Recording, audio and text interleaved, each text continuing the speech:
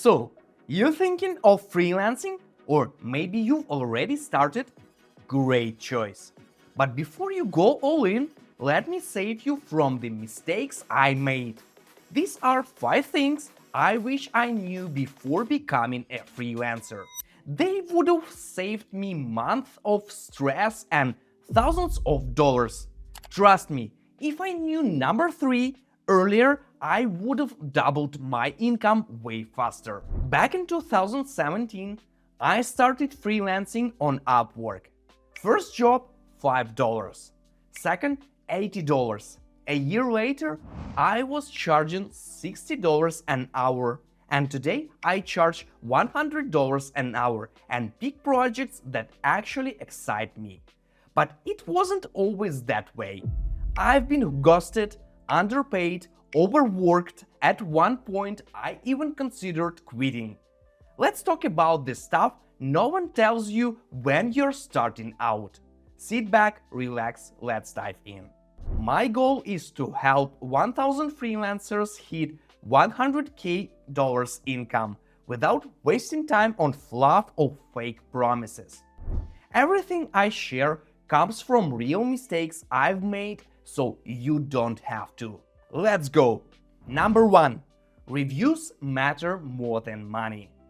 When I started on Upwork, I was obsessed with making $2K per month to cover my bills. But guess what? Clients don't care about your bills. They care about your profile.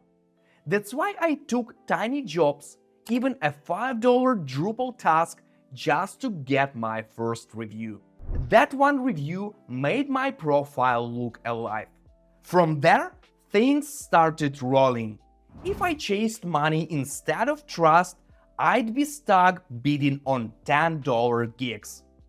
Early freelancing is about building proof, not profit. You will raise your rates later. First, earn trust. Number 2. Stability is a lie. People think freelancing is freedom. And yeah, you can work from a beach if you want. But here is the truth. Freelancing has zero stability. One month you will earn $10K, next month. If you don't prepare for dry spells, they will destroy your confidence. That's why I always tell beginners, build a financial cushion. At least 3-6 months of living expenses. Why? Because when you're desperate, you take bad projects. And bad projects lead to burnout, bad reviews, and downward spiral. I've seen it happen to smart people. Don't let it be you. Number 3. Your skill is not enough. You might be the best designer or developer in your city. Doesn't matter. Clients don't pay you for your skills. You pay for outcomes. I've seen freelancers with average coding skills earn more than PhD level experts. Why? Because they know how to scope projects, communicate clearly, and hit deadlines. Early on, I thought doing great work was enough, but I learned the hard way. Clients don't care about effort, they care about results. Being great at your skill is step 1. Being great at freelancing, that's a whole different game. And that's what gets you paid. Number 4. Your rate means nothing until you're busy. Everyone wants to charge $100 an hour, but here's the thing.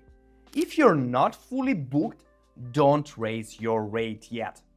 It sounds counterintuitive, but having more work at $30 an hour is better than sitting idle at $80 an hour. I only raised my rate when my calendar was full. That's how I went from $20 an hour to $40, then $60, and now $100 an hour, all without scaring clients away. So here's a rule I live by. Raise your rate only when you're consistently turning down work. Otherwise, focus on filling your pipeline. Number 5. Freelancing is a business. Treat it like one. This one took me way too long to learn. Freelancing is not just doing projects. You're a one-person business. That means sales, marketing, customer service, accounting, project management, all of it. If you only focus on your skill, you will hit a ceiling fast. I learned this when I underpriced a huge project and ended up earning less per hour than I did in my first office job. Why? I didn't calculate project risks, didn't scope it right, and didn't account for delays. Now I treat every project like a business deal. Clear terms, buffer time, proper contracts. Clients respect that, and they pay more too. Look, freelancing is one of the best decisions I've ever made.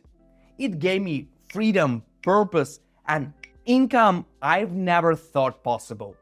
But only after I made these mistakes, learned from them, and got serious.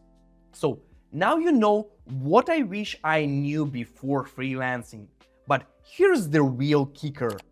90% of freelancers never build stable income. And it's not because they're lazy or bad at their craft. In the next video, I'll show you exactly why most freelancers fail and how to fix it, even if you're just starting. Don't miss it. If this helped you, hit subscribe. It tells me to keep making videos like this. And if you want a full roadmap, I made a free guide to help you grow your freelance income. You will find the link in the description.